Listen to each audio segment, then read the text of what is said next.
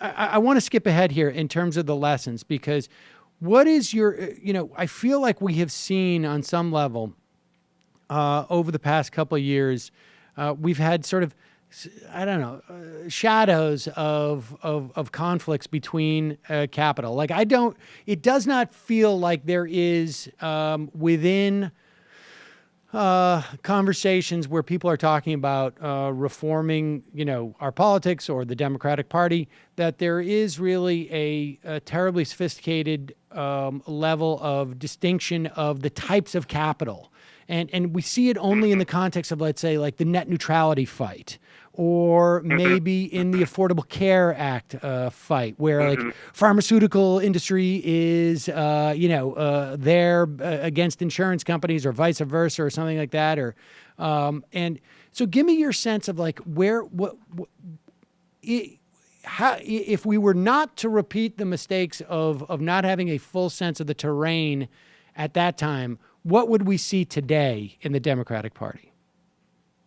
Well, I think the Democratic, I absolutely agree with what you said about, there's just not much consciousness of the kind of sections of capital that are most key to the Democratic Party today. And I really think there needs to be. And one of the absolutely central ones is the tech industry. In 2012, the tech industry, and especially those firms that were linked to the NSA spying operations, those firms that were, that we found out from WikiLeaks that they were, and from Glenn Greenwald, how they were cooperating with the government in the spying. Those firms went very hard for Obama in 2012. Mitt Romney got more money kind of overall from capital, and managed to swing Wall Street behind him. But Obama had some key sources of strength and tech was chief among them. And I think that's really crucial to realize, as the specter of kind of tech authoritarianism, and is Silicon Valley just going to rule the country? It becomes more and more a question in American politics. The fact that the Democratic Party today is firmly in alliance with those firms is a real question that has to be confronted, I think. And with, then there's other sections too, like real estate, for example. And real estate and tech obviously go very well together. Those two have both benefited a lot in places like the Bay Area and California. And real estate is a traditionally Democratic constituency because, Democrats are generally for more government spending, and government spending on various kinds of projects raises property values. Right. So real estate usually likes the Democrats, which is kind of ironic. This election, you have this kind of real estate mogul running on the Republican ticket, right. but generally that's the political split. I think this election with Hillary Clinton, we're going to see a united coalition of capital behind her that will be unlike anything we've seen since 1896, when McKinley managed to bring basically all of capital behind him against William Jennings Bryan. I think we're going to see, if you follow the news on there have been stories about the hedge funds and how hedge funds are going for Hillary harder than ever before. How there was there was an article about how the defense industry, which usually kind of splits its money pretty evenly, who's ever in office is going to spend a lot on defense. How they're going hard for Hillary. I think when the dust settles, we're going to see that this election was shaped by an absolute tidal wave of cash that we haven't seen for something like a century.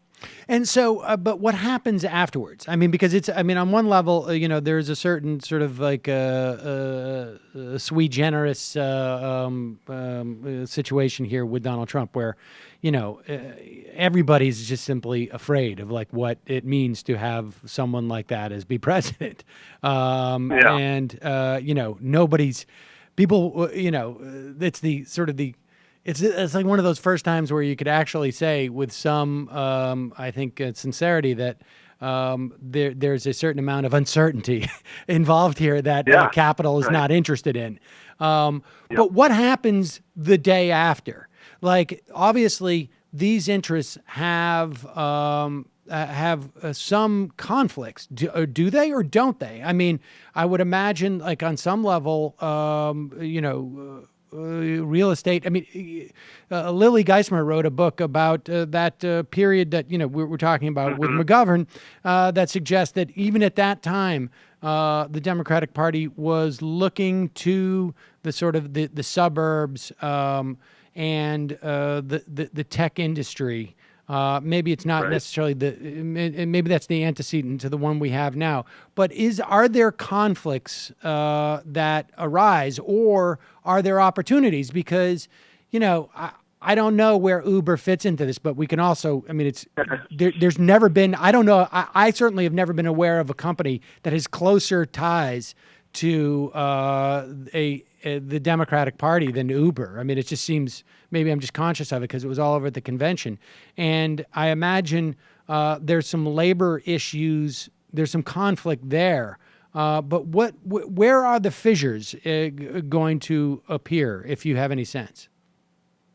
So I think part of the answer here is that we can't really know that until we get moving. And for me, that's one of kind of the key lessons from the 30s and the 70s, is that the fissures between sections of capital are only really activated by movement from below, by disruption that's imposing costs. And when those costs are imposed on capital by strikes, by protests, by us creating uncertainty rather than Donald Trump creating it, that's when you see capital begin to sort itself out into the sections that decide that, diminishing uncertainty right now means living with some reforms, and the sections that say, nope, we have to get rid of this all. We can't bear any reforms. And I think, to a certain extent, I think that, right now, you just can't predict that, since the level of disruption and the level of movement from below is still quite low, unfortunately. Even after, spectacular movements like Black Lives Matter, that have been oriented at disruption in a way that, Occupy wasn't, I think that the level that's going to be required to render those contradictions dynamic is much higher, so for me, that's kind of the key lesson of this: is our central task is building our disruptive capacity, because once we do that, that's when we can begin to see the kind of that's what will light a way forward, right? That's when we can see some of the fractures in capital that'll let us form a bigger strategic approach. But yeah, right now, you can just kind of see small skirmishes here and there, right? One area I think is around prisons, right? With the Koch brothers and various groups saying, okay, we are spending way too much on prisons. It's a huge, the inhumanity of the system is really bad press. They need to be reformed somehow. I think that's one area that there's clearly disagreement within the ruling class about it, and hopefully we can leverage it. I'm hopeful that Black Lives Matter can develop into something that's capable of leveraging those disagreements into something that really strikes a fundamental blow at mass incarceration. Do you think? And lastly, do you think that we're in? I mean, it's interesting because the opportunity that these folks saw back in the 60s, it seems to be there's a much clearer fissure. To the extent that there's any clear fissure within a party, it seems to me on the Republican side. It's not inconceivable to me that there's I don't know, God help me, I don't know what it would look like, but a Republican Rushton right now. Maybe it's somebody from Breitbart who's simply, I mean, honestly, saying we have a once in a lifetime opportunity to cleave off a certain part of the party and have the party that we want. I mean, God help us all. But I mean, theoretically that could happen, and then all of a sudden it presents a whole new set of opportunities on the left, because it creates a whole different types of incentive structures for other players who make up the Democratic Party or make up somewhere in between.